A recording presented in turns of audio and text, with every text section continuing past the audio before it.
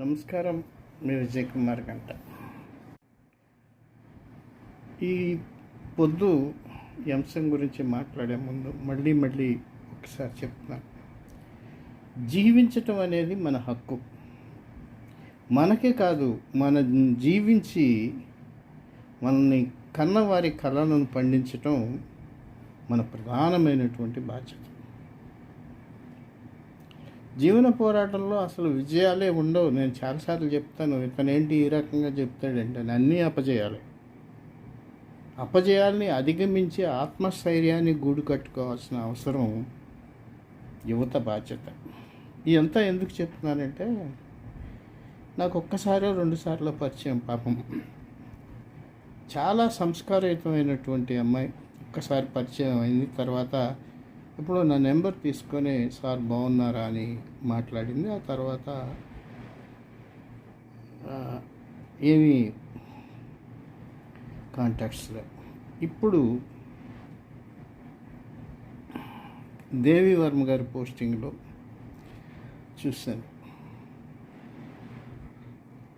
స్వేచ్ఛ, తెలంగాణ శంకర్ గారి అమ్మాయి స్వేచ్ఛ ఒక ప్రముఖ టీవీ ఛానల్ యాంకరు. ఇప్పుడు ప్రజెంటర్గా కూడా మంచి గుర్తింపు పొందినటువంటి అమ్మాయి, మంచి వాగ్దాటి కలిగినటువంటి అమ్మాయి చిక్కడపల్లిలో ఆత్మహత్య చేసుకొని చనిపోయింది.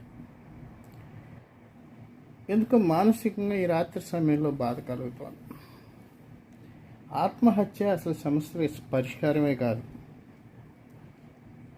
మహాకవి బైరాగి, ఆలూరు బైరాగి ఒక మాట అంటాడు, చాలా గొప్ప మాట.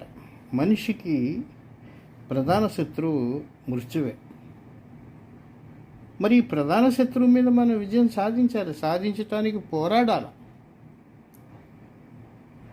అది ఆ మృత్యువుని ఆశ్రయించే పరిస్థితులు వచ్చినప్పుడు మృత్యువుని పక్కకి పారదోరాలి. ఎంతమంది అనేకమైనటువంటి సమస్యల నడుమ ముందుకు నడుస్తున్నారో మనం ఆలోచించాలి.